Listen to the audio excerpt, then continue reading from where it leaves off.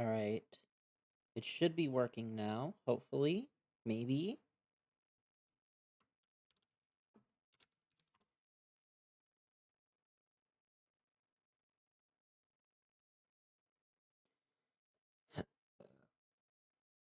Excuse me.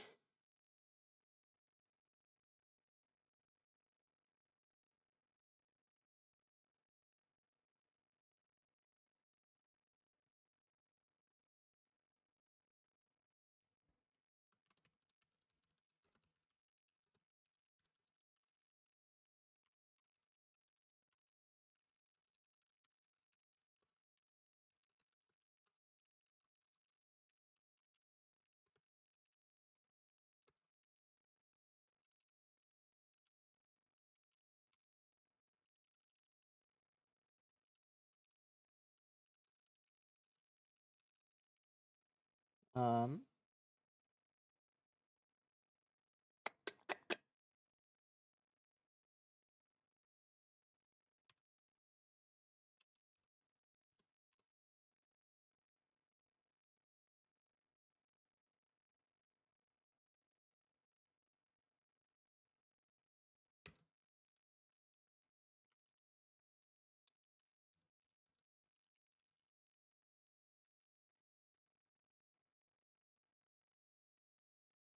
hmm.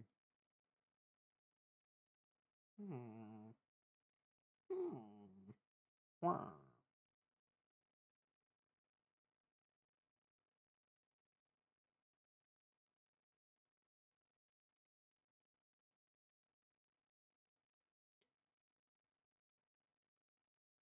Hello, now 74 7463. And yeah, it is pretty rare that I stream. Um, I don't know. I saw this video, the one that you're seeing on screen right now, and I figured I would take a look see at it because it seemed very funny to me.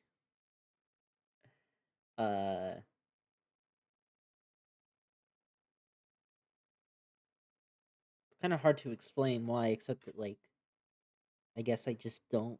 I'm interested to see if somebody can actually uh, like talk about dialectical materialism in a way that isn't just wrong, or I don't know, because I don't like the term dialectical materialism. It's not one that Marx ever used. Uh, so you know, I'm I'm worried that that all that's going to happen is we're going to watch this video and it's going to be rehashing historical materialism badly and calling it dialectical materialism. Um, that's I think the most likely outcome because that's uh what everyone does. Alternatively, it could be like Luna Oi tier of bad, where it's like dialectical materialism is when is when you make arguments based on empirical evidence, kind of thing. Um, no matter what, I'm pretty excited by the prospect of what it might be. So, you know, I guess we shall see how it all plays out. Um, but yeah, I guess just as a preliminary, uh,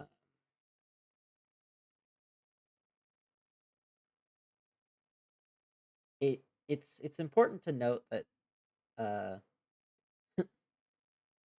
that dialectical materialism as a term was not coined by Marx. It was never used by Marx, as far as I'm aware. Uh, it was used by other people besides Marx, and largely it was popularized in Soviet Russia. when Marx talked about materialism, he just called it materialism, or he called it historical materialism. Um, he never used the term dialectical materialism. Um, Actually, okay, I'm looking it up. Actually, it's Engels who called it historical materialism. Uh, Marx just called it materialism and talked about the materialist conception of history. Um, yeah. So it's actually from Plekhanov, and then was picked up by Stalin. Oh, I didn't mean to switch there. Anyway, let's see what this video is all about. Will it be good? Will it be bad? Um, we shall see. Dialectical materialism is? Do you actually know what dialectical materialism is? Yeah, we just talked about that. Dialectical materialism is what Plekhanov invented, based on what he thought Marxism was. We just talked about that. So let's see if this video does that, says that or not.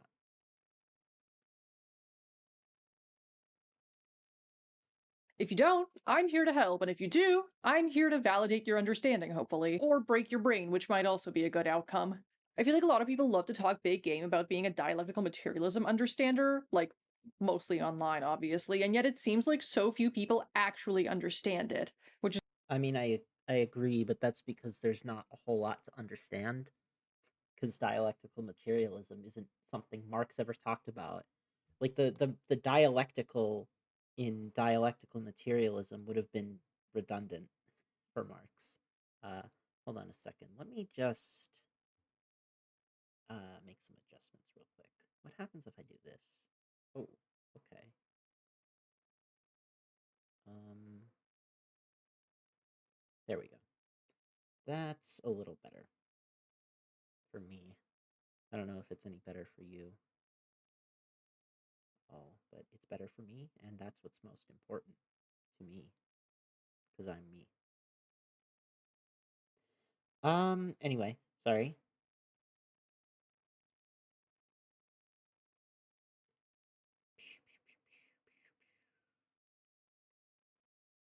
Hold on a second. Oh shoot, that's gonna minimize all of it. I don't want to minimize all of it. Let's just put all of this stuff.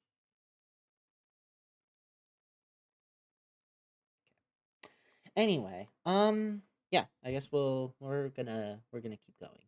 A lot of people do talk a big game, and it's mostly MLs, and nobody knows what dialectical materialism is because it's not a thing. So is why I had to make this video. I want people to be having dialectical discussions using the dialectical materialist method, but it okay, that's already not a great start. I want people to have dialectical discussions using the dialectical materialist method. Okay, not a good start. Not a good start. Uh, instead, they're just making declarations and treating them as absolute truths while claiming they're doing a dialectical materialist analysis. And I just can't. I agree that people often do that. People often claim to be doing dialectical materialism, and it's just nothing. It's just like they say nothing of value. But I struggle to see this video as doing anything else other than that. We'll see though. I can't. That's not what dialectical materialism is at all. So, what is dialectical materialism? Let's just jump straight into it. Dialectical materialism is the Marxist method of analyzing the world. It's based No, it's not. That's just materialism. And even then, materialism is like the ontology. Like it's not really like a method, I guess, or it's not like the method of understanding the world. It's like, how do I explain this? Historical materialism, you could argue, is a method. Uh, but materialism is an ontology.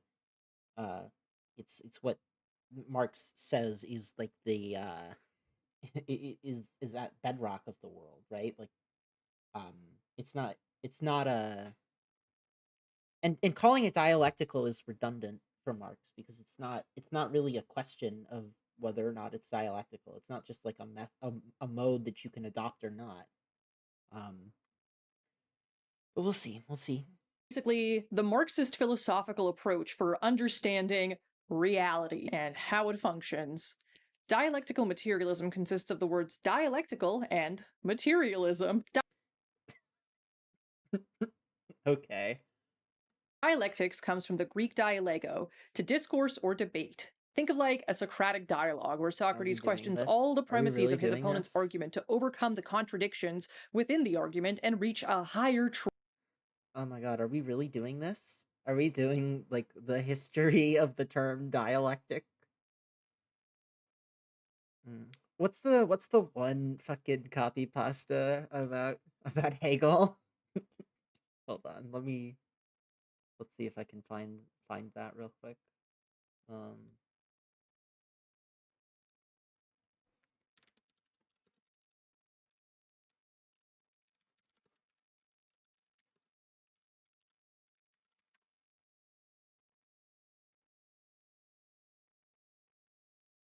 yeah.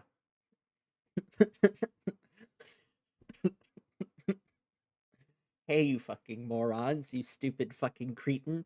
You know that's not how dialectics works, right? I didn't, didn't read every goddamn Hegel book in existence twice for your pseudo Hegelian Fallout New Vegas art ho. Oh, I'm such a dialectical thinker, thesis, antithesis, synthesis bullshit right now. Stop trying to pass off a Fichte as a dialectical thinker and equivalent of Hegel. Fichte was a little bitch, and Schelling sucked Hegel's cock actively at Tübingen.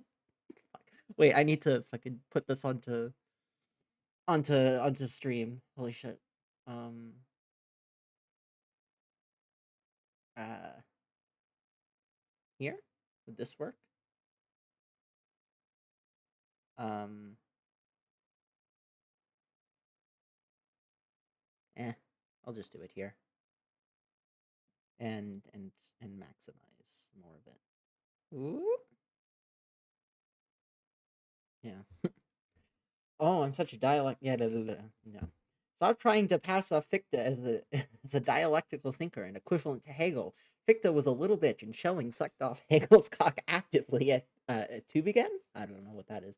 If you actually read more than Stalin, you'd fucking know that the imminent critique of Hegel only makes the dialectics one part of the construction of intuitive reasoning and consciousness. Holy fucking shit. You're such a fucking Sid. You're actually fucking deranged. You think Hegel keeps the reflective understanding and scholastic mentality of her being is the opposite of non-being intact? You fucking soft brain. I bet you think porn is dialectically making you a full cell and perform better in the classroom, you fucking okay.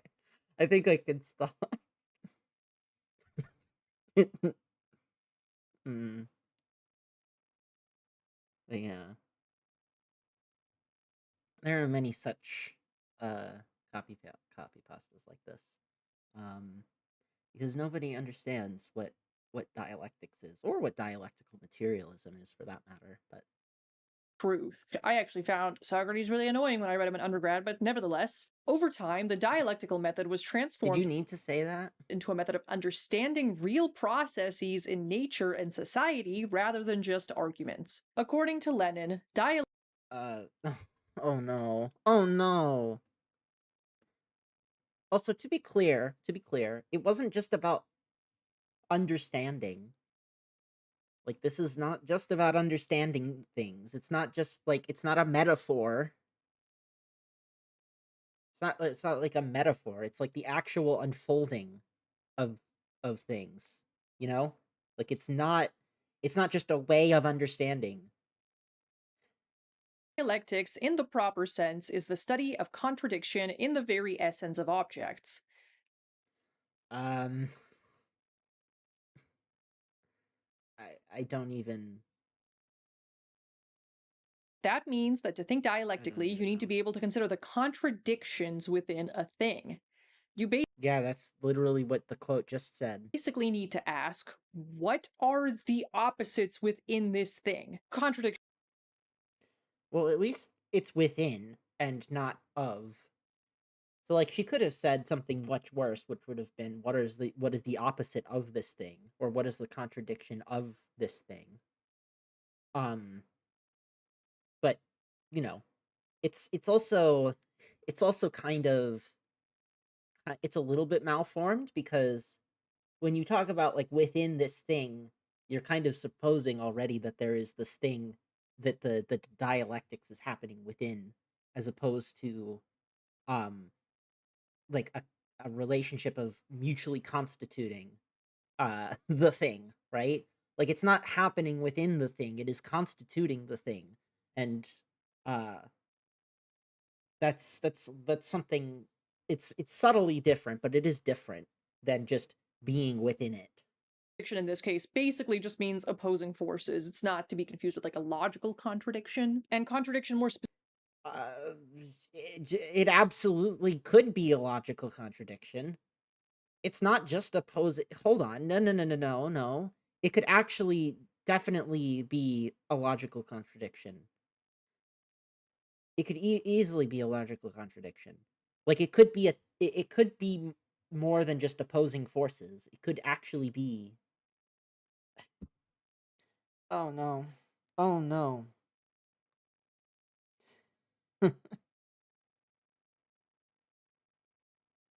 Are we see? Okay.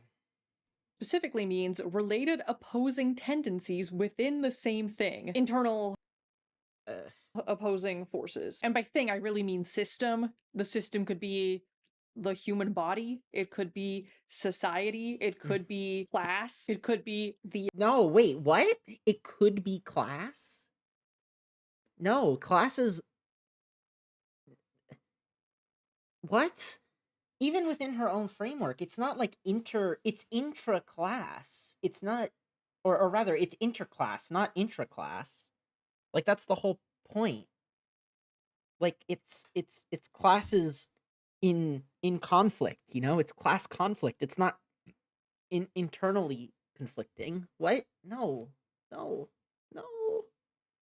economy, it could be history, really like anything is a system. These opposing Okay, and again, it's a relationship of constitution. It's not just like within it. Like the the the opposition like creates the object. It's not just like what's happening within it. It's like the actual unfolding of it. But sure. forces are interdependent, so one can't exist without the other. And the struggle between these opposing Okay, hold forces on. or contradictions is what creates motion. An example Okay, that's not that's a little bit more right. That's more correct. The interdependence is important. So good on you for that. But and like the okay, okay. Maybe we're going somewhere. of some contradictions. Everything in the universe has an aspect to it that is new and an aspect that is old. Everything has positive aspects and negative aspects, a Mm. past and a future, something arising and something disappearing. Over time, these aspects of a thing transform into their opposites. The new becomes Mm. the old, the future becomes the past. Not knowing turns into knowing. Failure can turn into success. Uh, Change happens through this struggle of opposites. Think of what? What? No. What? Hold on. Are the future okay? Let me rewatch that real quick. aspect to it that is an example of some contradictions. Okay. Everything in the These are universe examples of contradictions. has an aspect to it that is new and an Mm. aspect that is old. Everything has positive aspects and negative aspects, a past and a future, something arising and something disappearing. Over time, these aspects of a thing transform into their opposites. The new becomes the old. Okay. That so this is just like not correct. Like even based on the things that she was talking about. Like the new can become the old, sure, but it doesn't like yes, by linear time, the new always becomes the The old. future becomes the past. Yes, and Not knowing turns into the future becomes the past. Okay. Not knowing becomes knowing, not always. knowing. Failure can turn into success. It can turn into success, but doesn't always. Change happens through this struggle of opposites. Think Okay, so no, because it, it can't happen through that struggle of opposites because you're already presupposing them here. If the contradiction is between the new and the old, and the new is created by the struggle, by the create like the struggle of the two forces, you've already you've already got the new there. Like okay, how do I explain this? I'm It's kind of hard to explain, but if you already have the new and the old struggling, then it can't create the new because there's already the new that's there. Create like it doesn't make any sense. of dialectical behavior therapy, which essentially applies dialectical thinking to therapy. I don't know anything about dialectical behavioral therapy, by the way. Um, I have no idea if it's anything like dialectics, and I don't trust her to talk about it correctly. So One of the things you learn in DBT is to identify what your emotions are and then do the opposite of what your emotions are telling you to do. that's okay. Well, maybe that's like what happens in dialectical behavioral therapy, but this is just not what dialectics is, because that's not internal. That's having an external thing and like adding it on. If you're ashamed and you want to withdraw, you're encouraged to move towards connection. If you're depressed and want to lay in bed, you're encouraged to go move or create art or do something that gets you up and doing things. Okay, so this is just normal therapy stuff, but this is not DBT. Like you can be told to do this this is like if this is exposure therapy. If you're afraid of doing something, then you force yourself to do it so that you get used to it. This is not dialectics. That's just exposure therapy. What are we doing? What are we doing? If your OCD tells you that the parked car you're about to walk past is following you and they're going to shoot you when you walk by, well, you just keep on walking by. Or if it This this is just exposure therapy. tells you that you need to keep Googling the symptoms of this one disease because what if you secretly have it, but you just haven't learned enough about it, so you don't know enough, so you might secretly have it? You acknowledge that you're having this feeling and then do literally anything else. This Yeah, so that's not dialectics. It's just like I don't even know what to say to that because that's just not what dialectics is. Dialectics isn't just like having one thing and then finding the opposite of that thing and like going, "Yep, that's dialectics." Like dialectics is about it's about change, as you said, but it's internal and it's about constitution. It's like constituting things. Like, okay, what's a better example? You could talk about, for example, uh, dialectics in biology. So, like Richard Lewontin, um, he has written about dialectics in biology, and one way of thinking about dialectics in biology is the idea that um, you can think of genes and environment as mutually constituting one another. Um, and the way that you understand this is that you have to understand, first of all, that genes are inert. They have to be given a specific chemical environment in order to develop. They have to interact with, or rather, not genes, DNA. DNA is inert. It needs to be in contact with specific enzymes in order to create anything at all. It needs to have the right chemical environment, and in order for there to be the situation required for there to be um, genetic creation, you need to also have a lot of things happening in the environment, which then go on to influence the genes, and the genes influence the environment in ways that are not separable from one another.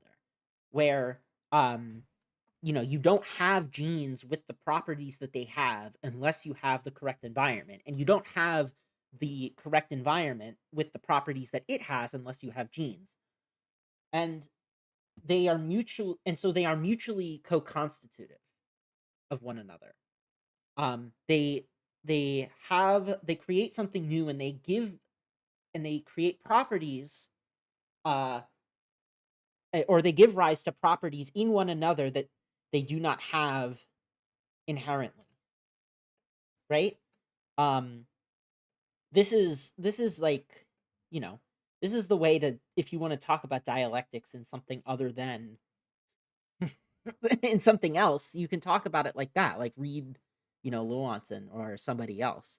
You don't It's not about, oh, I'm afraid of having a disease and I want to look it up, but I stop myself from looking it up. Dialectics. No, it's not. It's not anything like that. Lewontin is great. I agree. Marum. Oh, didn't mean to do that. Technique involves identifying a contradiction. In this case, it's the action your mental state is telling you to do versus the opposing action that would make you feel better. Performing the opposite action Well, to be clear, it doesn't necessarily make you feel better. Like, moves you towards resolving that contradiction by strengthening the neural pathways associated with performing the action and weakening the neural pathways associated with the maladaptive response. DBT is a hold on. Let dialectical me material let me make. Hold on. that would make you feel better. Mental state buying a contradiction. In this case, it's the action your mental state is telling you to do versus the opposing action that would make you feel better. But to be clear, that's not that. Not even this is true, because you know why people who are neurotic, people who have OCD, you know why they compulsively do things? It's because it does make them feel better. It makes them feel better to indulge the to indulge the neurosis, to indulge the what's the word? The impulse, you know? Like that's like the whole point. It makes you feel better. It doesn't make you like it's a maladaptive response in that it doesn't like help you resolve anything necessarily. It doesn't make it go away in the future. It might in fact reinforce it, but it does make you feel better. Like like compulsions make like are making you want something or want to do something, and then you do it and you feel better about it having done it. Um like I I do not have OCD, but I do have compulsions for other reasons. And and to be clear, this is not me like talking about like, oh, I let my intrusive thoughts win, but it's more like, you know, I will compulsively like uh what's a good example? I used to have the compulsion that I forgot to lock doors, for example. So I would go back and check uh compulsively if I had locked the door, just to make sure that I had locked it. And then once I was done doing that, I would sometimes think, oh well, what if in going back to check if you had locked it, you actually made it worse and you actually unlocked it by accident. So then I go back and check again, kind of thing, right? And you know why I keep doing that? Because it feels good. It feels good to check it again and again. It's resolving that compulsion. So it's not, this isn't even correct on the thing that she's talking about. Forming the opposite action moves you towards resolving that contradiction by strengthening the neural pathways associated with performing the action and weakening the neural pathways associated with the maladaptive response. DBT isn't dialectical materialism itself, but it shows us how contradictions can drive change, because you're No.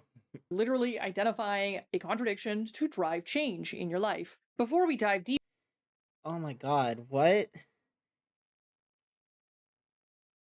deeper into dialectics, a word from today's sponsor. It's kind of brokers or vulnerable information in or web features, password Get million the fuck family out of vulnerability day here. person six human cognition data broker sites. Thank you, Aura, for sponsoring this video. Okay, now back to dialectics. Human cognition is another great example of a contradiction transforming into its opposite and how contradiction creates motion. There's going to be a lot of information. Hold on, did she say a contradiction tran what? Hold on.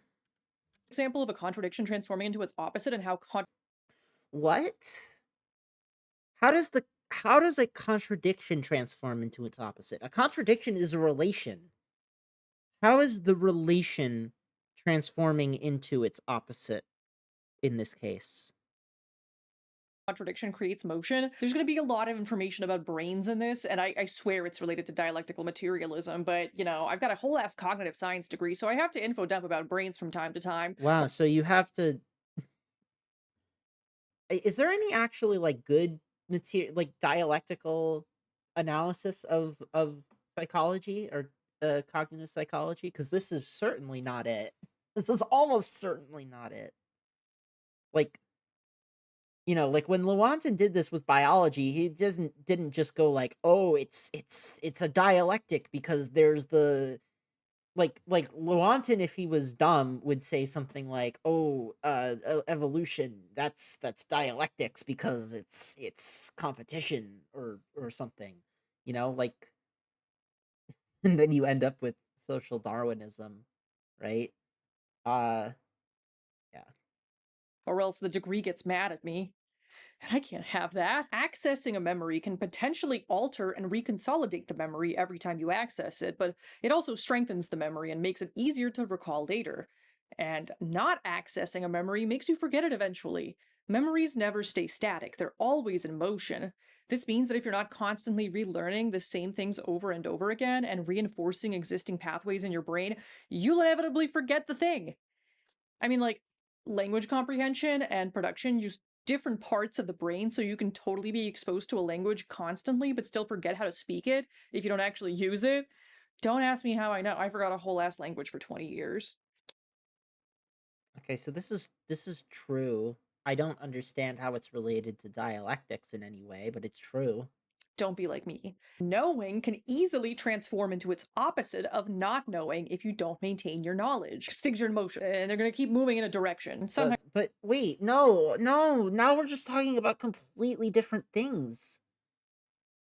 Because it's not something turning into its opposite. Like the whole thing that you said at the beginning was that it was forces in tension with one another. But now it's just something turning into its opposite? What do you mean? No. This isn't even like internally consistent. that direction is knowing, sometimes it's not knowing. Maintain your knowledge. Okay, fun fact. In Jungian psychoanalysis, this phenomenon of the tendency of a thing to transform into its opposite is known as enantiodromia. First described by Heraclitus, who also influenced Hegel, whose dialectic gave rise to Marx's dialectical materialism. Not Marx's dialectical materialism. It was Plekhanov. And Engels was involved too. He's my boy, so I have to mention him. And that's what we're learning about today. Neat. Dialectical materialism. Let's go. And not only is this a fun fact, but it also Like, it's just like I know because, like, at least in Fichte, you would if you, like, read Fichte badly, you would at least get the idea that it's not just something turning into its opposite. It's like it's the creation of something that's new, you know? It isn't just not knowing becoming knowing or knowing becoming not knowing. It's like you have, um what's a better example? Um, you have the create it would be the creation of new knowledge, right? Like, it would be or the changing of how we understand knowledge to be. Like, it's I'm crashing out. What the fuck? shows that the concept of a contradiction transforming into its opposite is not new at all and is really fundamental and universal. No, that's not what it means. Contradictions are found in pretty much every field of study. As Mao writes in On Contradiction, No! No! No. No. in mechanics, action and reaction. In physics, positive and negative electricity. In chemistry, the combination and dissociation of atoms. In social science, the class struggle. So, okay, even this just, like, Mao sucks, but leaving aside Mao, this is just not the same thing as what she's saying, which is things turning into their opposites. Yeah, exactly. Being becoming nothing and nothing becoming being, you know? Like, uh, Like, I understand, like, that's the thing that Wolf, what's his name, kept trying to get me to think about was, like, the ping pong, right? Um, but even this example, like, in mechanics, you have action and reaction. It's not action turning into reaction. In physics, it's positive and negative electricity. They're not turning into one another. You're not having positive charges turning into negative charges. In chemistry, you're not having, like, I guess you could have the combination and dissociation of atoms, but they're such, like, completely different things. And in class struggle, it's not a class turning into its opposing class. That's like the whole thing. It's the proletariat and the bourgeois. And the whole unfolding of the class struggle is that the proletariat abolishes itself. It's not even the proletariat is not turning into its opposite. It's dissociating completely. In war, offense and defense, advance and retreat, victory and defeat are all mutually contradictory phenomena. One cannot exist without the other. The two aspects are at once in conflict This is just theology. Like, this is like when apologists are like, "Oh, you can't have the good without the bad, and that's why God needs evil, because if not for evil, would you know what is good?" and in interdependence, and this constitutes the totality of a war, pushes its development forward, and solves its problems. Every difference in men's concepts should be regarded as reflecting an objective contradiction. Objective contradictions are reflected in subjective thinking, and this process constitutes the contradictory movement of concepts, pushes forward the development of thought, and ceaselessly solves This is just like, okay, I've actually never read on contradiction, but this is just like, is this just not a bad reading of Hegel at this point? Like, or a bad reading of Fichte? Because this is just not even materialist. This is like the bad reading of Hegel, where it's just like in thinking you have contradictory thoughts that synthesize. problems in man's thinking. Like, to be clear, thinking in Marxism, for Marx, thinking and ideas, etc., are material. Those are also material. It's also because materialism is sensuous. It is it is active. It is full of life. It is not. So you don't have the separation between thoughts and matter, except in um except via the effect of um of the division of labor and of capitalism. Like, the whole point for Marx is that you're backfitting what we have in capitalism, which is the strict separation of ideas and matter, and you're backfitting it onto history and taking the ideas to be the primary emanation, or that which primarily things emanate from. Like, it's just completely it's just complete nonsense, man. Basically, the subjective differences in how people view things reflect an objective contradiction, and this contradictory movement of concepts pushes the development of thought. And this No. No, what? The development of thought is also material. This is also it's all material. When we say that materialism, when we say it's materialism, we say, oh, we mean all of it is material. The development of thought is the development of matter. It's active. The only reason we think otherwise is because of alienation. We are alienated from our material existence, and then so we take our intellectual life to be a separate thing apart from us. Um and this gets into, like, species being for Marx, because he thought the species being of man allowed us to orient towards our thoughts as objects. Um, and then capitalism alienates us from our objects, and in doing so, we come to think of thought as free floating, as being independent, as being its own separate thing, when in fact it's not. His whole point is that it's not. And to be clear, it's also not to say that everything is just like, it's not like a reductive physicalism either, because he thinks it's sensuous. He thinks that materialism is sensuous. He thinks that it's active, it's full of life. And oh my god, this is so bad. This is so bad. This concept also ties into the other features of dialectics. According to my favorite Georgian philosopher and activist, Josip Jugashvili, Oh my god. No. No. the main features of dialectics are that nature is determined and connected, nature is in a state of continuous motion and change, small quantitative changes lead to large qualitative changes, and contradictions are inherent in nature, with everything having its own internal contradiction. We just Mm. This is so bad. Nature is determined and connected. Nature is determined by what and connected to what? Nature is in a state of continuous motion and change. Sure. Quantitative changes lead to qualitative changes. But no, that's oh no. Oh no. The qualitative and the quantitative collapse, man. It's sensuous. It's all sensuous. Okay.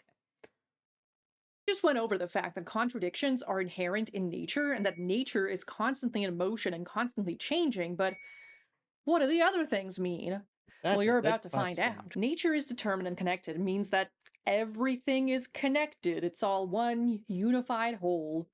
According to dialectics, reality is monistic, not dualistic. It's one. So then why are you having dualism of quantitative and qualitative, and of thought and matter, of objective and subjective? If it's not dualistic, if it's monistic, if it's all one thing, if it's all one substance, then why do you have a dualist ontology in this video? One thing. I've said it before and I'll say it again. I hate Descartes. I hate No, you don't. You don't hate Descartes because you are just doing Descartes. Or rather, you're not doing Descartes, but you're doing no, you're just doing Descartes. Like I don't know what to tell you. You're just doing Descartes. You love Descartes. Cartesian dualism. I don't think, therefore I don't am. But you have a dualism. You have the dualism of object and subject. That is Cartesian dualism. Just Cartesian dualism. The object subject dualism is Cartesian dualism. That's just what it is. Are we serious? This is awful. No. Reality being monistic means that there's no realm of ideas and separate realm of stuff governed by different sets of natural laws. Oh, but there is qualitative and quantitative, and the qualitative influences or creates the qualitative, and you also have objects and subjects, like There's just one ultimate interconnected reality that follows all the same laws. Nature being determined means that things also don't just randomly happen for no reason. They are determined by prior conditions and causes within this interconnected reality. And the reasons for things happening can be understood in the context of their environment, not in isolation. Isolating things is not very helpful. To go back, well, but that's not okay. That's not true. Isolating things is very helpful. Like it's extremely helpful, and in fact, like it's necessary for you to live. You couldn't live without isolating things, without isolating variables, without like what do you think if Marx believed that, then why did he begin Capital with toy examples? With examples where he deliberately simplifies assumptions. Why would he do that if he thought that disconnecting things was always bad? Sometimes it's the precondition for even being able to understand something. Back to the human cognition example, which we'll be doing a First time hearing this. Exactly. Exactly, Maram. I've never heard of a Stalinist duelist. Yeah. lot because I love human cognition. Neuroscience proves that your brain and mind are not separate entities. They're connected and interdependent. There's no mind without brain, and no brain without mind. What is this? It's an opinion article in Frontiers in Psychology. This is just like not. To be clear though, like also to be clear, neuroscience using neuroscience in this way is bad. Just to be clear, because it's just reductive physicalism. That's not what Marx had in mind. Again, it's already materialism is already sensuous. It's already uh full of life. Put a pin in that because we'll talk about that some more once we get to the materialism part of dialectical materialism. A great example of how quantitative change leads to qualitative changes is the seasons. During fall, What? leaves start falling. The quantity of leaves on the tree decreases as the quantity of leaves on the ground increases. Eventually, some trees go from being green and leafy to having no leaves at all, which is a qualitative change. What? No. What? No. Like, what are you talking about? What are you talking about? What do you mean? It went from being it went from having many leaves to having no leaves, and that's a qualitative change. What are you talking about? That's a quantitative change. I mean, it's also a qualitative change, but like every qualitative change is a quantitative change. It's not like what? What are you talking about? What are you talking about? Changes in the quantity of something will lead to a change in the quality of something. Another example is the phase shifts of water. When you heat it, it changes degree by degree, quantitative changes. Eventually, it boils, which is a qualitative change, and then once it becomes even hotter, it becomes steam. This concept of Wait, no, hold wait, no, you're not even getting chemistry right. When it's boiling, it's already becoming steam. That's what it means for it to be boiling. It's going through the phase change. small quantitative changes leading to large qualitative changes basically applies to everything. Like when you're Yeah, because it's not saying anything. It's not saying anything. It's not special. It has nothing to do with this because it's just like it's trivial. It doesn't mean anything. a baby, you start off learning just a few words. Little by little, as you learn more words, observe how other people talk, and pick up on different grammatical structures, you go from not being able to talk to being able to talk. Small quantitative changes, learning a small quantity of words at a time, leads to a large qualitative change. But it also leads to a large quantitative change, and it also leads to a small qualitative change, and small quantitative changes lead to small quantitative changes, or qualitative changes. It's just it doesn't make any fucking sense. This just doesn't make any sense. Like, or rather, it's not that it doesn't make any sense. It's just like not. It's not special. It doesn't. Nothing is being said here. Nothing of importance is being said. Going from not knowing how to talk to knowing how to speak a language. You can also frame this language learning process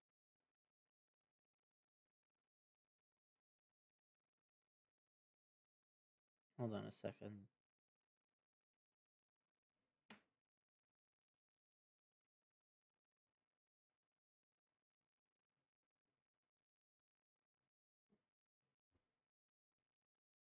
Something is happening. Oh, I think.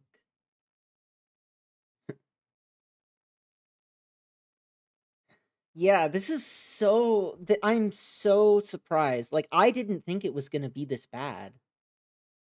I didn't think it was gonna be this bad because, like, the opening was bad, but I didn't. as resolving the contradiction of not knowing language but wanting to know language by transforming the not knowing into its No, opposite of knowing. but no. Oh no. Uh,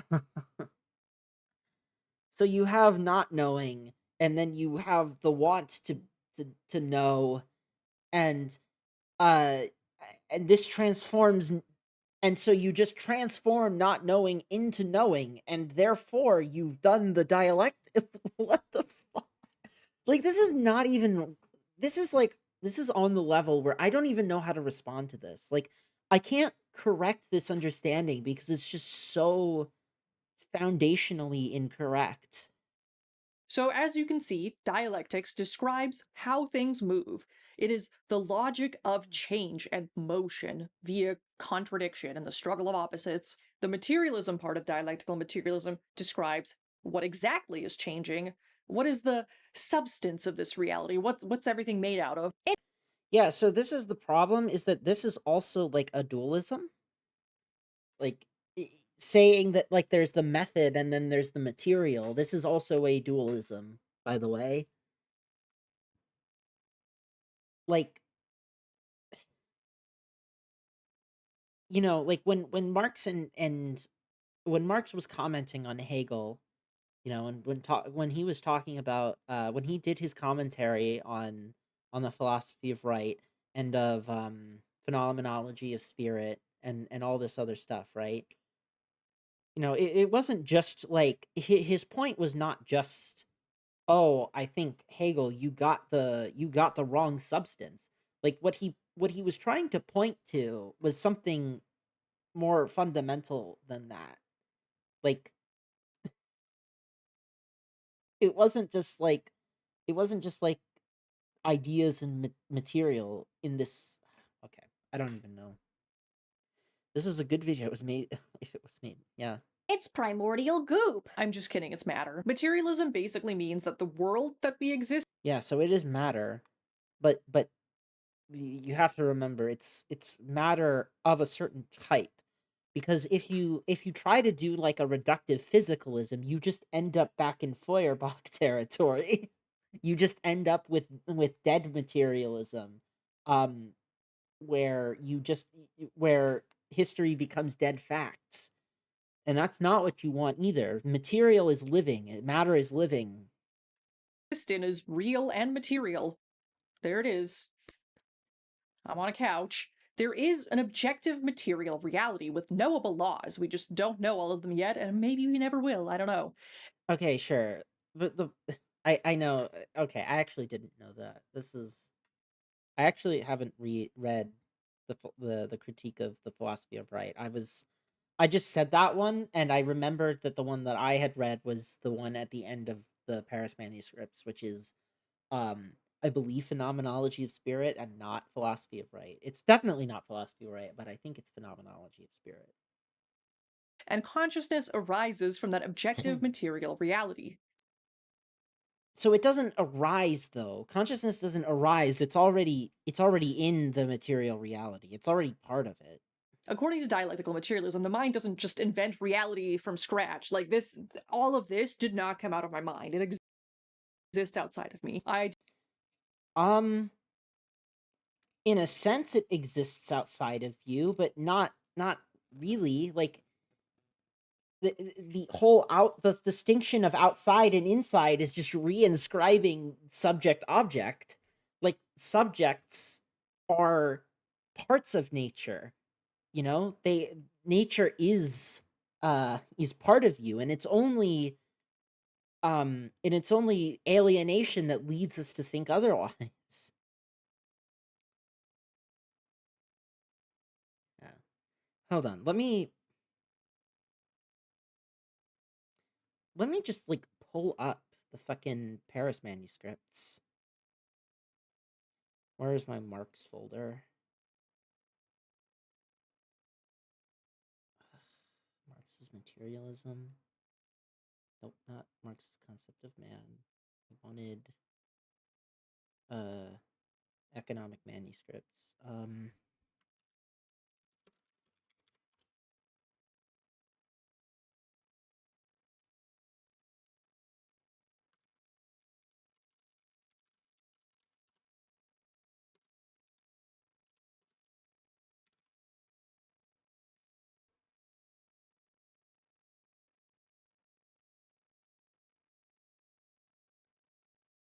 Yeah. Yes. Yeah, the universality of man appears in practice precisely in the universality which makes all nature his inorganic body, both inasmuch as nature is one, his direct means of life, and two, the material, the object, and the instrument of his life activity. Nature is man's inorganic body. Nature, that is, insofar as it is not itself human body. Man lives on nature, means that nature is his body, which make with which he must remain in continuous interchange if he is not to die. That man's physical and spiritual life is linked to nature means simply that nature is linked to itself, for man is a part of nature. So, in other words, nature is not outside of you. In fact, Marx is like completely against that idea. Nature is man's inorganic body. It is part of him. Man lives on nature means that nature is his body. There is no inside outside here. And it also doesn't mean that the mind is inventing nature.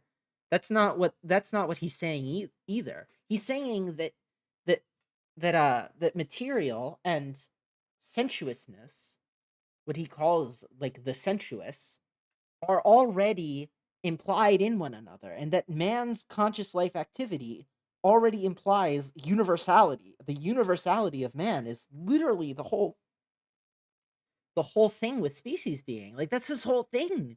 So when she says, let me Did from subjective material reality. According to dialectical materialism, the mind doesn't just invent reality from scratch. Like this, all of this did not come out of my mind. It exists outside of me. Yeah, so it's true in a sense that your mind didn't come up with it, but it doesn't exist, quote unquote, outside of you. It exists as your inorganic body. That's like the whole thing with Marx.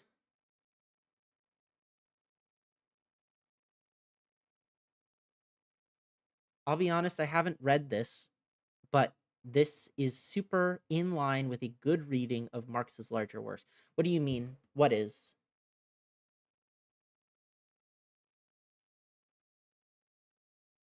Like what I read? Or what she's saying? I'm confused. Because if you mean what I read is in line with Marxism, that literally just is Marx. Like what I read is just Marx. It's literally part of the Paris manuscripts. If you mean something else, I'm not 100% sure. did not generate this room with my brain. There is, in fact, a real reality outside of you, and your literal meat. But it's not outside of you. Yeah. Oh, no, what I'm talking about is not what I read was literally just from the Paris manuscripts. It's not it is not it's not like it's not complicated. The Paris manuscripts are great, and I think lay it out like very clearly that for Marx it's not a there is no separation between ideas and matter in this way.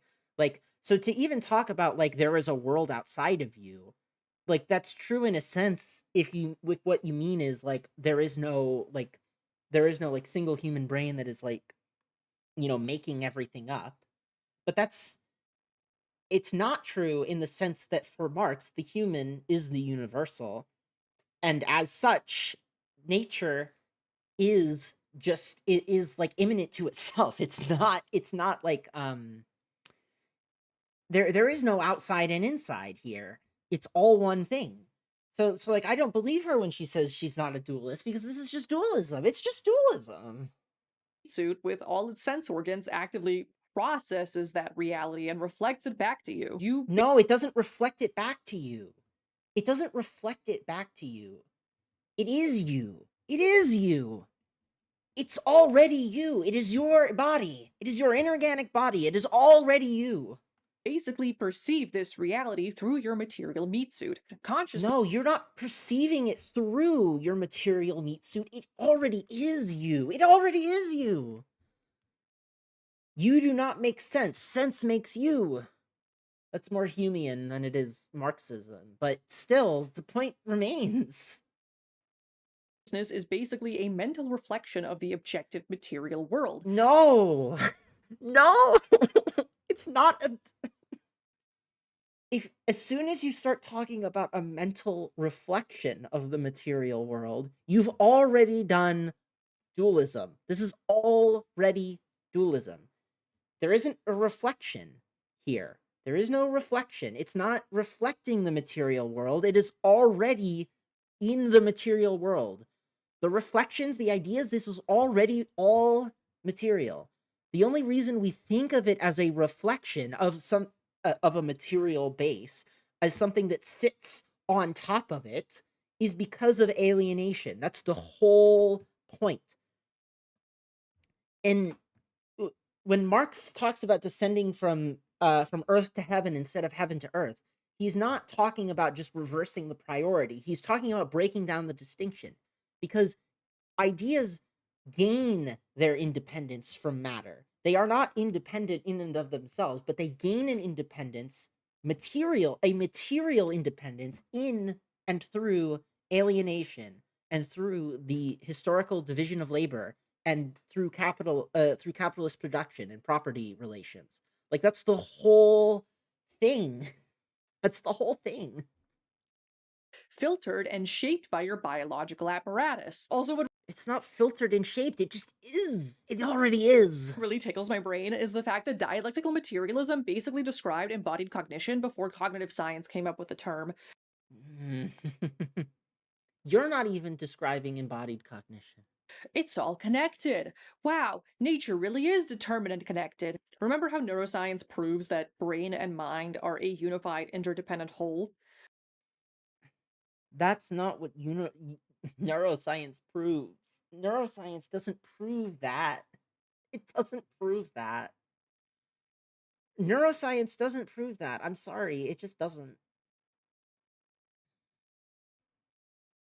The concept of embodied cognition ties into that and posits that the physical state and capacity of your organism shapes the way you think. The body's I mean, sure, it does shape the way that you think, but like the way that you think is also part of that material reality. It isn't like something that's like on top of it. processes are rooted in their interaction with the world, and the way your physical body perceives the world shapes how you think. Your physical form and environment are also interdependent. It doesn't just shape how you think, though. It is what you think. That's the whole point here. It is your body. Nature is your body. Man is the universal. Nature is already your body. It is already you. So it's not outside of you, reflecting into you. It is already you. The sense is making you. And your meat suit and sense organs and all that determine how you perceive and Like, this is what I mean is like the meat, calling it a meat suit implies that there is a something underlying it that you're putting on. But that's not what it is. It is not a meat suit that you put onto yourself in Marx's terms. Like, this is just not, there is no self underlying it. It's already there in the universal. It's already all connected. interact with that environment. Cognition isn't just in your brain and mind, your entire physical form is involved in it. I mean, that's true, but it's just like, And you have an environment to interact with, which which is already you in Marx. why you need the cognition in the first place. What? No, that's not why you need the cognition. It is your cognition. That just is your. I'm suffering. I'm suffering. Contrast this with a Cartesian dualist model that frames the mind and body as completely separate and distinct entities. Cartesian dualism sucks. Boo! To be clear, you are also framing them as distinct entities. The fact that you have interactions between them does not mean that you're not thinking of them as distinct entities, because you still think that there is an external world separate and apart from our cognition, which is not the point. The point is that it's already you. It's already sensuous. It's already existing as the universal. Like, or you're already existing as the universal. The human is already existing as the universal. That's the whole point. You don't have the ideas like sitting on top or separate and apart from it. It's not a reflection. It just is. It already is. Embodied cognition is literally just dialectical materialism applied to the individual human body. Not on Mhm. purpose. I don't think embodied cognition was created by Marxists, but the fact that embodied cognition independently arrives at the same conclusion as dialectical materialism shows us that the principles of dialectical materialism are very fundamental and universal and can literally be found in any field of study. Plus, it's a great example of dialectical motion stemming from a material base of some kind.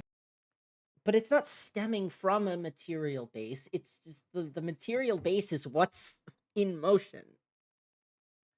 I hate every second of this. Unlike the Cartesian dualist understanding of the mind body problem, which frames the mind and body as separate and distinct entities, the dialectical materialist embodied cognition understanding of the mind body problem frames the mind and body as a unity of opposites. The material But they're not. They're not a unity of opposites. They're not they're not a unity of opposites because they're not opposites. There is no mind and body as separate and apart from one another. I will read it again. The universality of man appears in practice precisely in the universality which makes all nature his inorganic body, both inasmuch as nature is one, his direct means of life, and two, the material, the object, and the instrument of his life activity. It is the material, the object, and the instrument of his life activity, of change. Nature is man's inorganic body.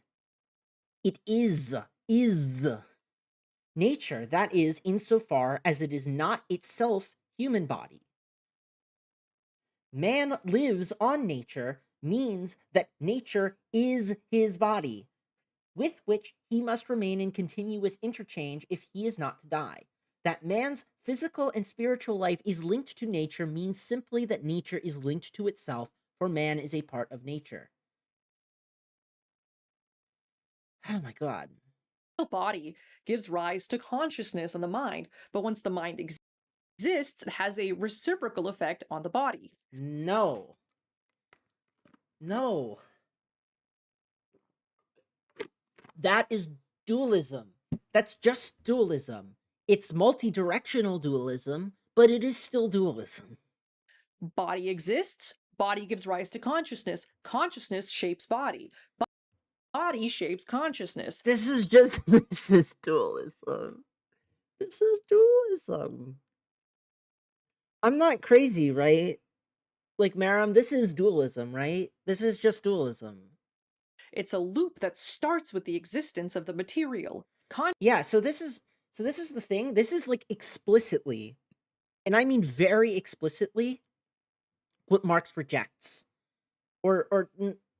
It's the kind of materialism that Marx rejects, where he does not want to say that sensuousness and that ideas are these completely separate things from the material. He thinks that this is an alienation, that it is the alienation of one of oneself from the object that creates uh this idea of the mind of ideas as being independent. Like it's god. Hold on. Hold on a second.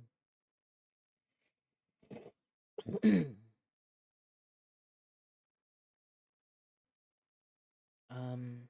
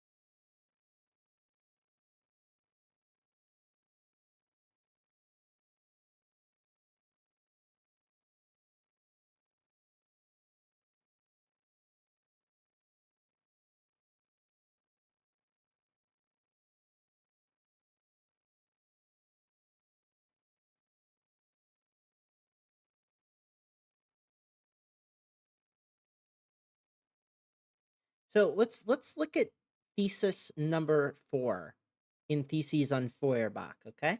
Let's just read it real quick. Feuerbach starts out from the fact of religious self-alienation, of the duplication of the world into a religious world and a secular one. His work consists in resolving the religious world into its secular basis. But that secular basis detaches itself from itself and establishes itself as an independent realm in the clouds, can only be explained by the cleavages and self contradictions within this secular basis. The latter must, therefore, in itself be both understood in its contradiction and revolutionized in practice. Thus, for instance, after the earthly family is discovered to be the secret of the holy family, the former must then itself be destroyed in theory and in practice. It is the cleavage here, right? The cleavage, the separation is affected. It is an effect, rather. It is not. It is explicitly the kind of materialism that Marx rejects, to have this like the mind in the clouds, or rather the secular and the religious, um in this case, like the mind and the body, where they're just like mutually influencing one another. It is explicitly rejected by him, because to him the whole thing is one thing. You don't have the cleavage there where they're mutually reinforcing each other. You have just one thing. And the idea of it being two separate things is already itself a material effect that must be overcome. Yeah, I don't. Yeah.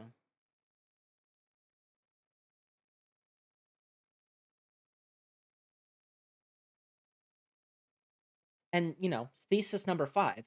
Feuerbach, not satisfied with abstract thinking, wants contemplation, but he does not conceive sensuousness as practical human sensuous activity. And that's the key. It's the sensuous. The sensuousness is what's important here.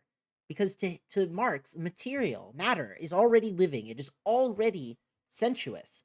So there is no need to double the mind and matter here. There is no need to what is it?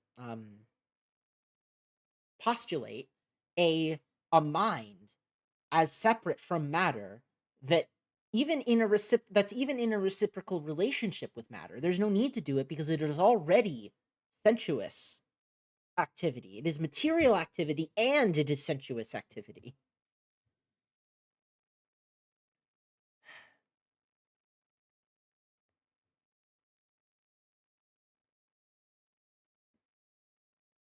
Yes. And then thesis number 7, Feuerbach consequently, actually I'll read thesis number 6 that leads into number 7.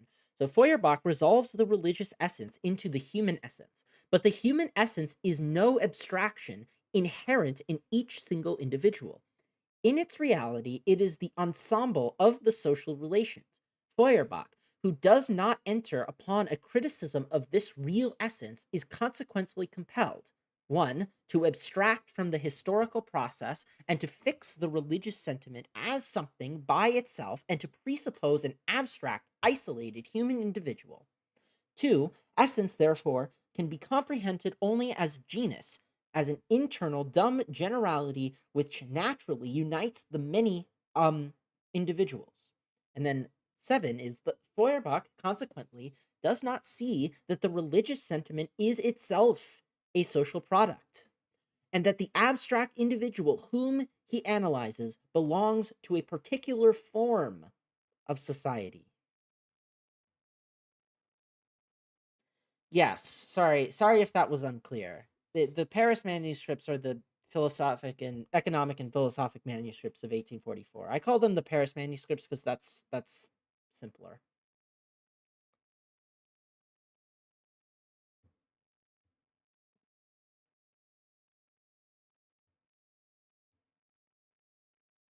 Yeah. So then we have the next thesis 8. All social life is essentially practical. All mysteries which lead theory to mysticism find their rational solution in human practice and in the comprehension of this practice. So reality is already in practice, it's already living. And remember, human practice is sensuous, it is sensuousness. So then we have 9. The highest point reached by contemplative materialism, that is, materialism which does not comprehend sensuousness as a practical activity, is contemplation of single individuals and of civil society.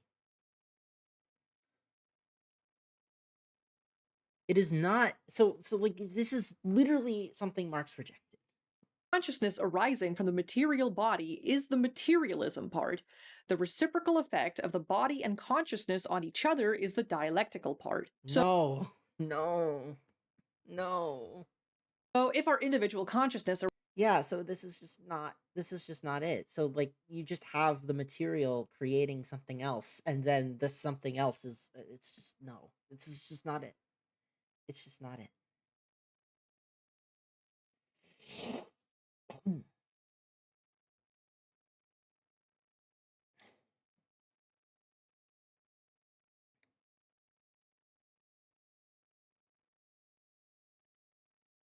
my god, this is so bad.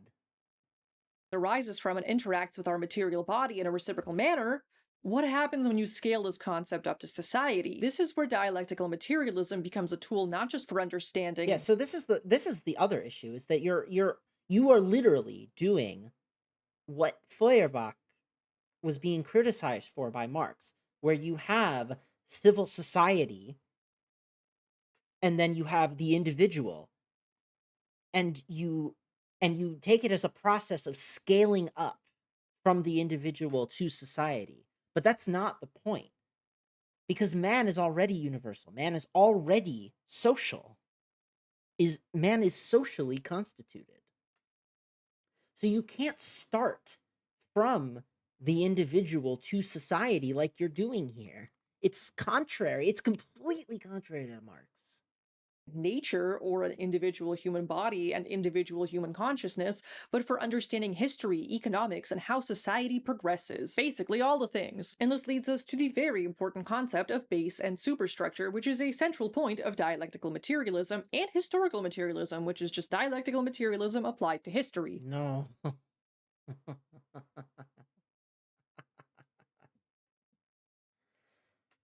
The base superstructure metaphor has done so much damage to Marxism.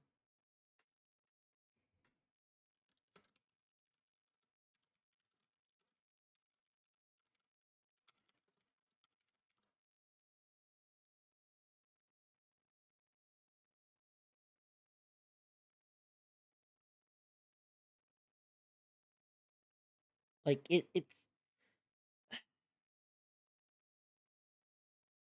I have issues.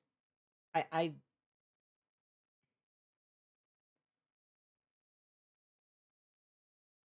Yeah, it's a minor point that has been blown up.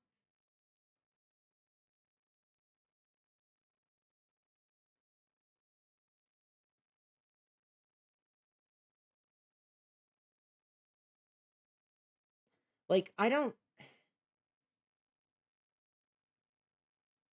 the issue is that when people talk about base and superstructure, they don't seem to understand that both are material. Base and superstructure are both material. It's not the material base and the ideological superstructure. Or in a sense, like it is an ideological superstructure, but the ideological superstructure is material also. Because ideas are material. And the unfolding of ideas is a material process. The economic base, also called the mode of production, is the material foundation of society. It consists of the forces of production, how we produce the stuff we need to live, including like the tools and the technology we use, and the relations of production, the social relations that producing stuff creates. Basically, like who owns the means of production, who works Wait, for whom, what? Hold on. technology we use of production, how we produce the stuff we need to live, including like the tools and the technology we use, and the relations of production, the social relations that producing stuff creates. Basically,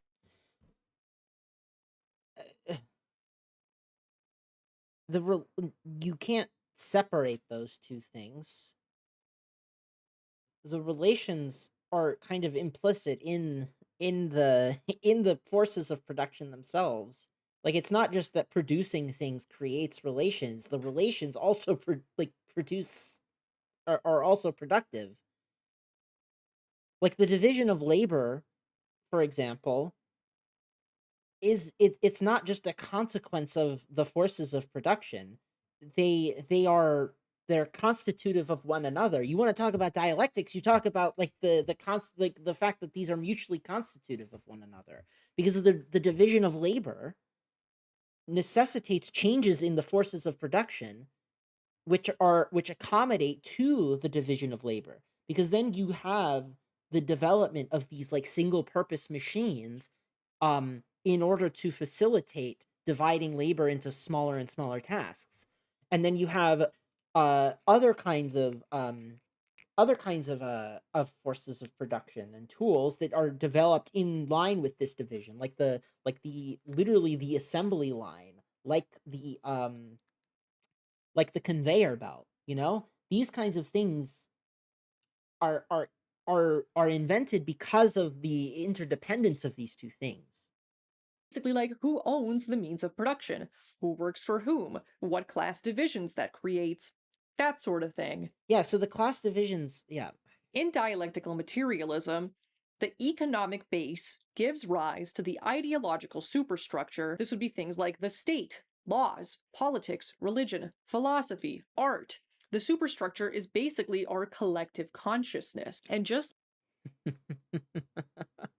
like how the body, your physical meat suit, gives rise to the mind and to So it's not your physical, it's already you. It's already you. consciousness and embodied cognition. Similarly, base gives rise to superstructure. Base gives rise to superstructure. Superstructure shapes base. Base shapes superstructure. They have a reciprocal effect on each other. There are also internal contradictions within the base and within the superstructure, because there's internal contradictions within any system. The Okay, base, that's for true. example, can have stagnant relations of production, but advancing forces of production. So, like technological advancement, but the mode of production is not changing to keep up with the technological advancement. What Eventually, do you mean keep up with? Technological advancement is inherently social. It's of a particular history. It's of a particular period. You can't just like talk about whether or not it's keeping up, because whether or not it's keeping up would imply that there's like a standard apart from which you could judge it as failing to match. the forces of production can get to a point where they become incompatible with the economic base, leading to intensified class struggle and possibly even a revolution. Contradictions like these, the contradiction between the forces of production and relations of production, the contradiction between the ruling class and the working class, the contradiction between base and superstructure, and so on, drive historic change. And that's the basics of what you need to know about dialectical materialism. It's also, again, important to note that the separation of ideas, of ideology from material, from the base, is already a consequence of capitalism.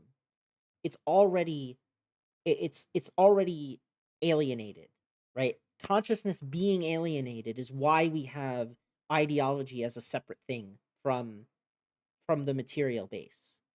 So this is not like a transhistorical way of analyzing society. This means different modes of production yield different superstructures, just like how different physical forms yield different consciousness. Uh, Consciousnesses. I'm not really going to get into that part, but if you want to see a good example of how base shaped superstructure, read Anna Louise Strong's This Soviet World, so you can never see heard of this how the book. Soviet Union's socialist mode of production completely changed the superstructure. It didn't. Oh no, they didn't have a socialist mode of production. Me, when the mode of production is socialist, but I still have money and the commodity form, and I still have classes, and I still like and I still have private property. Oh no. Oh no, this is so So now that you know the basics of dialectical materialism, I think it's really important to talk about what not to do and what's not dialectical materialism. So this video is not dialectical materialism, but let's see. Let's see. It's extremely important to not fall into mechanical materialism. Like a lot of people do mechanical materialism when they think they're doing dialectical materialism, and I really want people to stop doing that. Mechanical materialism views everything as being shaped solely by material aspects and sees matter as something that's passive and shaped by external forces rather than something active and shaped by its internal contradictions. Well, okay, I disagree with the internal contradictions part, but this is like I mean, that's like better. It would be nice if you managed to escape that. Example of mechanical materialism would be like thinking that Like this is literally yeah. changing the base automatically generates a brand new superstructure without any struggle. And But you just said that that would happen. You just said that that happened in the Soviet Union. You just said that that happened. You just said that happened. The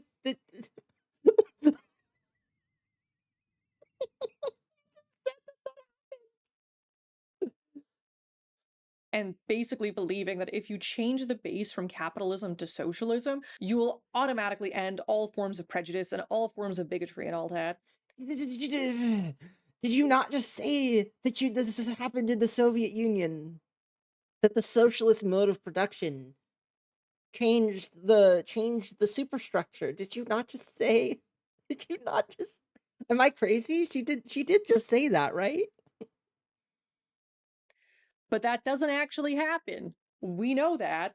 That's also not dialectical. When you change the economic base, you don't magically change everyone's consciousness because those people were born Okay, under a this is just completely. This just doesn't make any sense.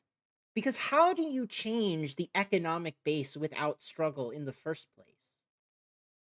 Like I don't even understand what this means because it's just nonsensical. Like, would you just like take everyone that exists out of capitalism and put them in a socialist mode of production and then like is this what you're imagining? Because it doesn't make any sense. Like how do you have change like big changes in the economic base without already having the struggle that implies them?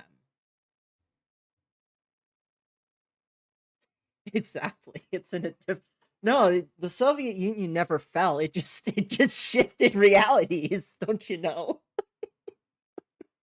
completely different mode of production. You still got to solve everyone's brainworms, dude. When you change the Oh my economic god, that's just oh my god. Seriously? That is literally just that's literally just idealism again or dualism rather. That's literally just dualism. Uh, base, you don't match you just have to solve everyone's brainworms.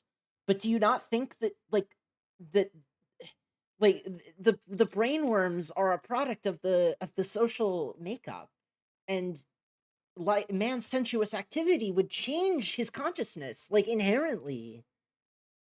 Like I agree, like in a sense, I agree that like if what she's trying to do is an anti-class reductionist kind of thing where it's where you think, oh, socialist struggle can't just like you can't just like have socialism and expect to solve racism, then sure, whatever. I agree with that.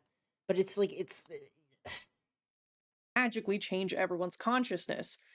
Big if true, but no, you still have to struggle to change the people and their consciousness. And that's yes, but how do you struggle to change the people in their consciousness? It's through action. But it's material action. It's action in the material world and changes in the mode of production, but also in the relations of production. Because, and just to be clear, under a Marxist framework, you could frame something like racism as being a relation of production. And thus, if you have changed the relations of production such that like if you haven't changed, rather, okay, let me restart. If you have differences between races that are hierarchical, you can think of it in a Marxist framework as being class based and as being a relation, a social relation of production.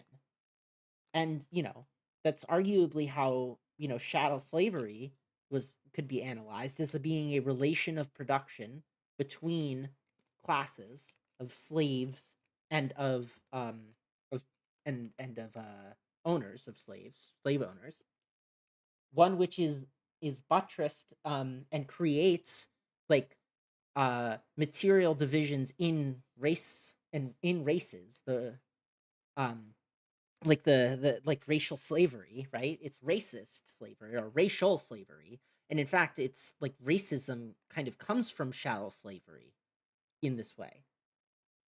But if you had just like the ability to change to socialism, but you still have racism, where you have a relationship of production where some are subordinate to another, you just still have classes under a Marxist framework. You have failed to change the social relations thoroughly enough, the relations of production. So I agree you would still need to struggle, but the struggle from the Marxist perspective would still be in changing the relations of production. It wouldn't be in, just like raising the consciousness of people. I hope that made sense. Maram, tell me if that made any sense. Like I hope it made sense, but it's like it's kind of hard because this is just so bad. It's like a known fact. That's like, we have examples of this. I literally have a whole video about how this applies to the Soviet Union and Soviet women. Also, while consciousness cannot exist without matter, the material aspect is not always the principal aspect within a given contradiction. This does not mean that ideas magically create reality, but that ideas are a part of material reality. And finally, you say that, but everything that you've said up to this point belies that conclusion because it doesn't make any sense. Like how And you, thus like everything you've said up to this point doesn't make any sense with what you're saying here. influence material reality. Remember, there's no mind without brain and no brain without mind. Ideas in the brain are material. They exist as processes in the brain and as material practices in the world, like in books, art, speeches, rituals, practice. So Ideas that's true. All of that is true, but it doesn't make any sense with what you've said before is the issue. Nothing about what you've said before makes any sense with what you're saying now. can have a material impact. To deny that is to do mechanical materialism. Yes, ideas can obviously have a material impact, but that's because they're already a material impact. Don't do that. For example, as Lenin said, without revolutionary theory, there can be no revolutionary movement. Well, of course Lenin would say that because he was a fucking aristocrat who who thought that he was really important to the revolution. Of course he would say that. It's him, like you want to talk about classes and class conflict. This is Lenin protecting his own class interest here. The class of the revolutionary, you know? Like the revolutionary vanguard is just a class. It's like straightforwardly a class of people. And when he says something like without revolutionary theory there can be no revolutionary movement, it is because of the fact that he wants to protect his own class position as the revolutionary figurehead. Although practice is generally principle, in the case that there is no theory to inform a revolutionary movement, theory becomes principle over practice. Plus, as Mao says in On Contradiction, when the superstructure, politics, culture, etc., obstructs the development of the economic base, political and cultural changes become principal and decisive. Are we going against materialism when we say this? No. The reason is that while we recognize that in the general development of history, the material determines the mental, and social being determines social consciousness, we also, and indeed must, recognize the reaction of mental on material things, of social consciousness on social being, and of the superstructure on the economic base. Yeah, so this is just Feuerbachianism. For Feuerbachianism? I don't know how to say it, but like this is just separating them from one another. This does not go against materialism. On the contrary, it avoids mechanical materialism and firmly upholds dialectical materialism.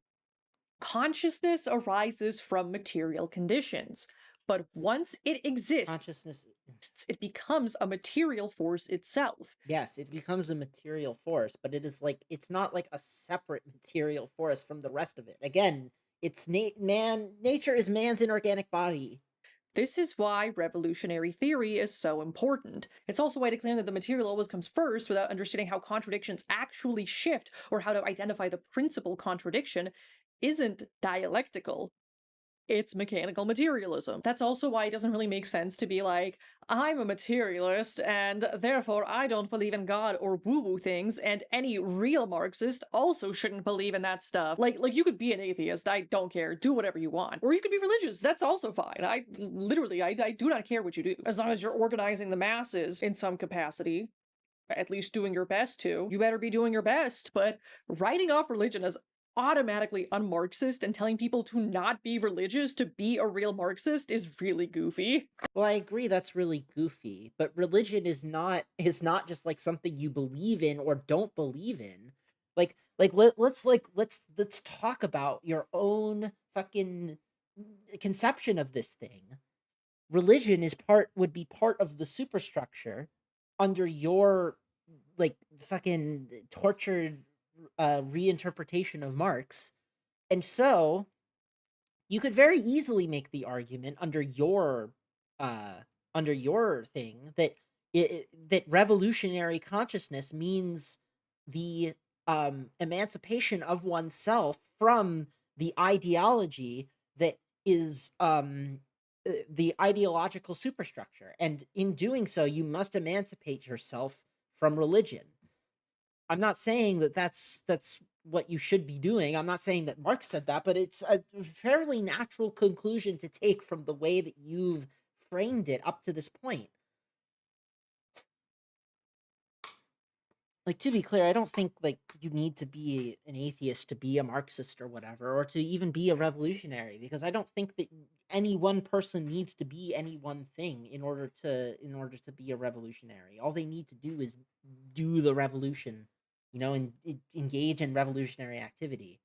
But, you know, religion is a material force in this world. So, you know, it has a place to be analyzed, and there is a reason that a religion is abolished at some point. I mean, especially because religion is a thing that exists and that people consistently keep coming up with everywhere throughout time. So obviously there's something in it that resonates and that impacts people in a way that drives them to action. And maybe for some people it even resolves some contradictions. I don't know. Okay. You could just read on the Jewish question, right? Like, you could just read that instead of doing this. Like, I, you know what's great? I've just realized she hasn't once cited Marx in this entire video. It's literally the fucking ML meme where you're like, "Oh, let's read Marx," and then like, let's figure out what let's go to the source and see what it is, and then you open a book by Lenin. Like, it's literally just that.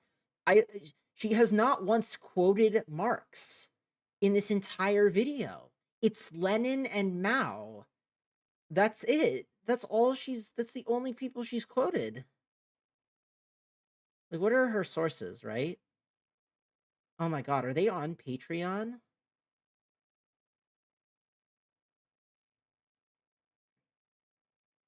Yeah. Mao, Stalin, Spurkin, uh Lee Kutsai, Lenin, literally no Marx.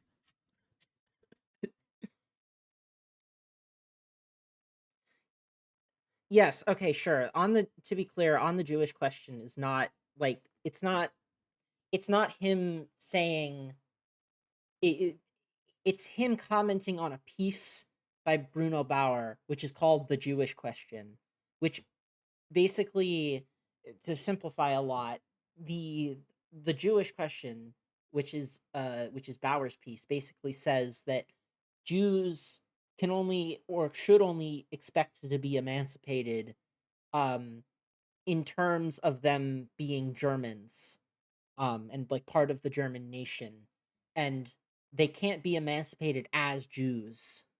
Where and then Marx hits back with you know with and says like, no, that's not how it works. Like, you know, emancipation as Germans is also itself like a is also a fraught category in the exact same way that emancipation as Jews would be, you know?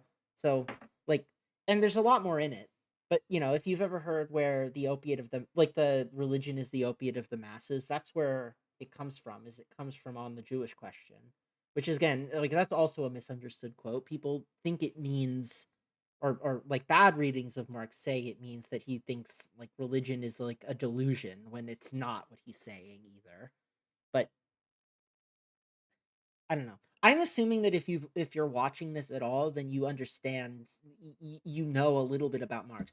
Point being, she does not cite Marx once in this entire fucking video. Not once. How do you say that this is Marx's method and say that this is what Marxism is, but then not cite Marx a single time? It didn't even occur to me that she hadn't up to this point, but it's just like it's so obvious about it. Like, of course. I'm just like, I'm flabbergasted.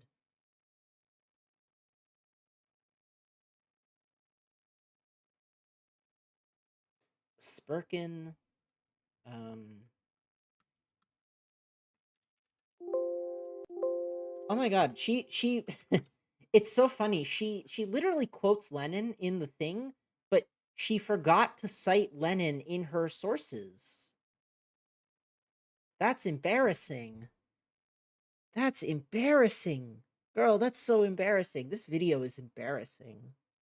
Oh, this might be controversial, but I'm gay and correct, and I see a lot of people being wrong about this, so it must be said. Writing off spirituality or religion as not materialist and therefore incorrect and meaningless and total bull that you should just never think about and tell people to not do because it's total bull ignores the material causes of belief and the fact that in some cases religion literally shapes the superstructure, which is a material. No, it doesn't shape the superstructure. It's part of the superstructure. It's part of the superstructure. Thing. It exists. Because Yeah, I agree it exists, but it doesn't say anything about how Marxists should treat it necessarily. Like, I agree with you in a sense. You shouldn't just like go around telling people, "Oh, your religion is wrong." But, your idea of consciousness raising or whatever kind of implies that you should. So, I don't know. everything's material. Monism, unified whole. Holy texts and places of worship are also material things that exist in the real world. Writing religion and woo-woo. I'm pretty sure it's on the Jewish question. Hold on. Let's actually see.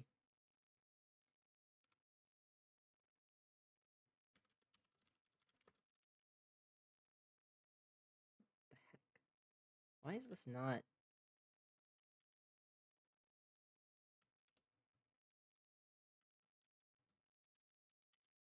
That's really strange. For some reason my things are not working, but I don't know why. I'll figure that out later. Marx on the Jewish question.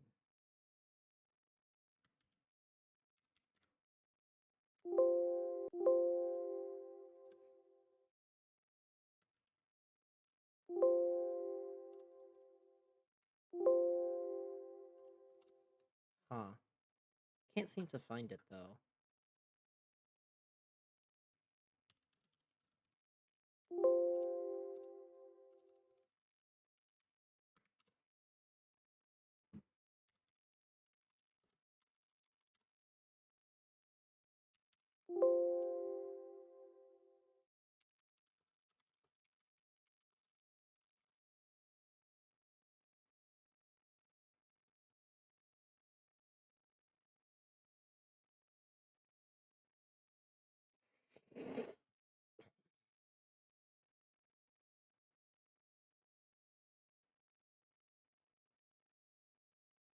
Oh no. Okay, it's philosophy. It's the philosophy of right. Okay, I was wrong.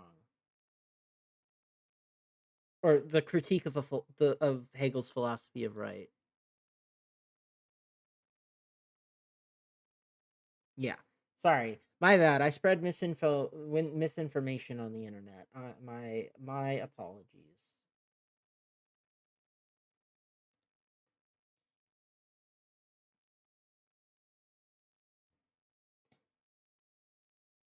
Yeah. Anyway, nonetheless, stuff off as not materialist also treats the material and the ideal as basically like separate battlegrounds rather than seeing them as a unity of opposites. they're not opposites though. They're not a unity of opposites. They are already each other.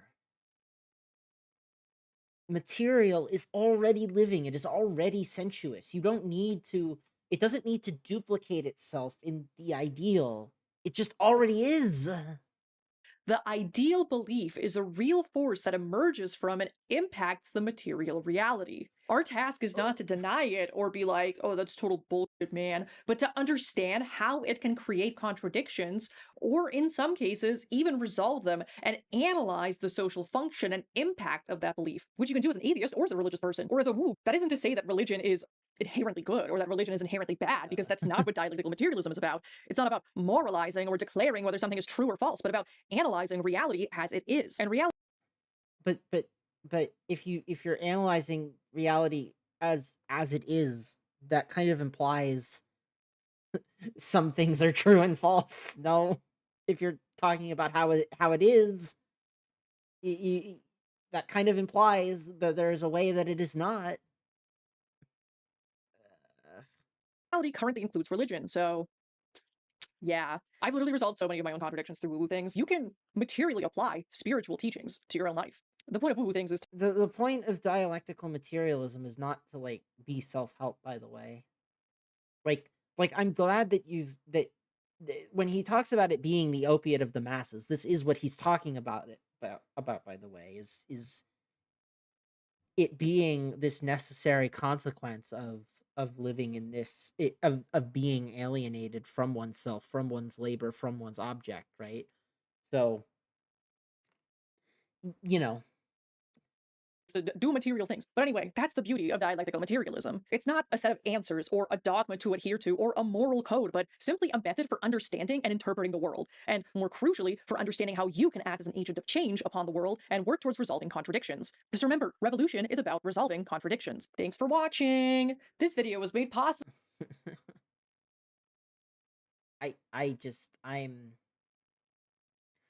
I'm I'm floored. That was so much worse than I thought it was going to be. That is so much worse than I thought it was going to be.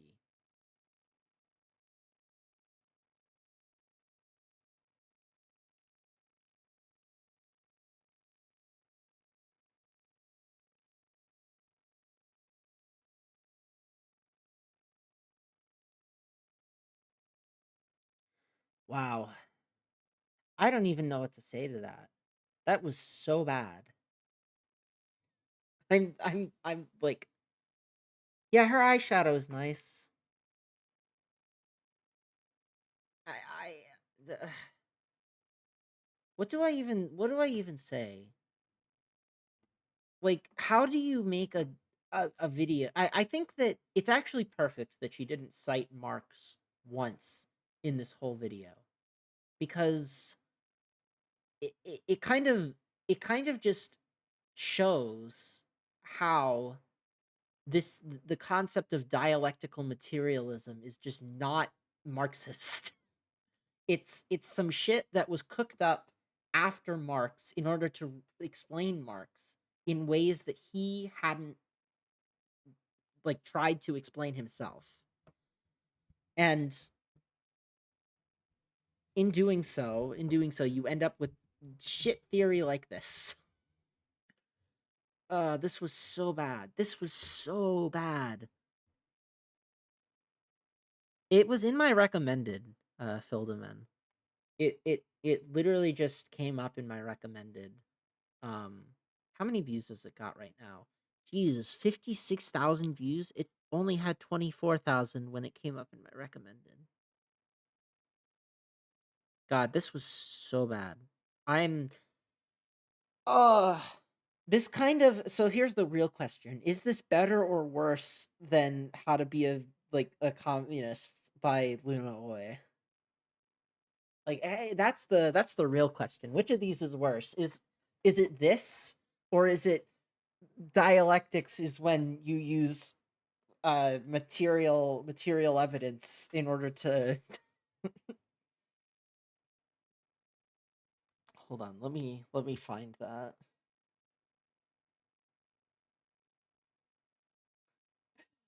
Uh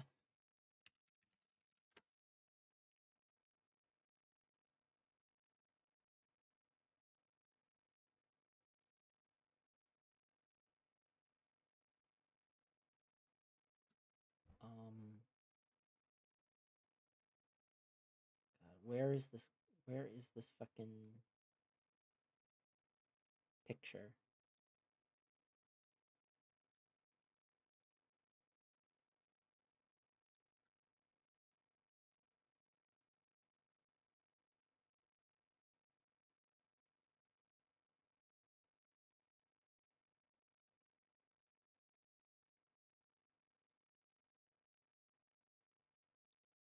Where is this goddamn picture? I can't find it. No. No, I can't find it.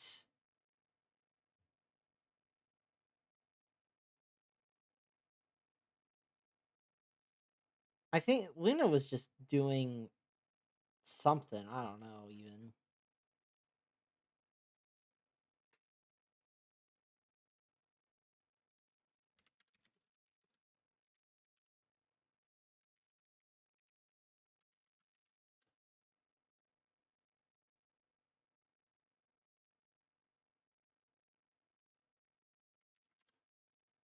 Oh god.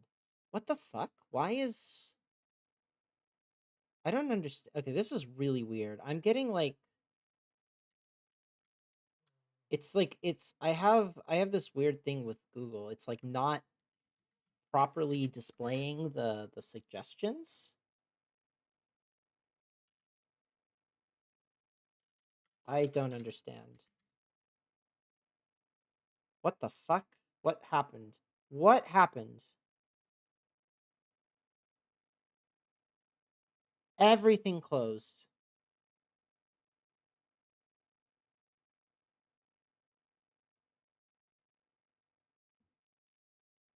Everything closed. What the fuck happened?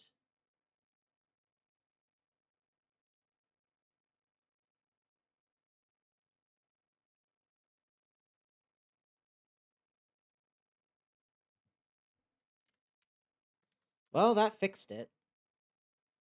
So, nope, it didn't fix it.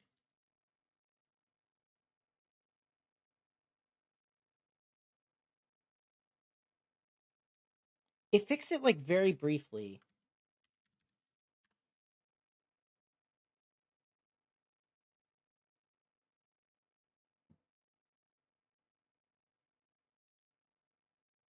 Whatever. I need to figure this out actually. So, but yeah, this video was bad. It closed all of my Google tabs. Yes, okay. This was a bad video. I'm gonna go now and try to fix my Google. But thanks everybody for coming by. Uh, that sucked. That was really bad.